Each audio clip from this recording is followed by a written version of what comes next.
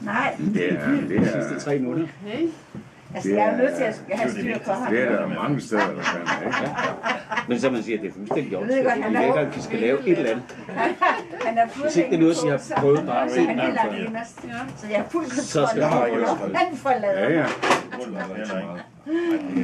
Nå, men det er bare en ting. Drikke øl Noget og af det, brænde. der han ser og laver, Langs fjorden. han har noget inden for vejersplejsen, kaldt for australiensk. Vi her, jeg er nødt til at få folk til at føle sig. Vi er jo nødt til Hvis du kommer ind med et skib til Australien, der ikke er lavet de der obligatoriske øjer med det australiensk spejl, så kan du godt sejle igen. Men jeg må erkende, at jeg fylder lidt. Er det ikke rigtig ro? Pas nu på hovedet. det er dig, der gør. Den er godt australiensk splejsning, ikke? På vejer tænker du på? Ja, hvor man splejser imod kodelerne. Ja. Jeg kender den, men det er så længe siden, så jeg tror ikke lige, jeg kan lave den.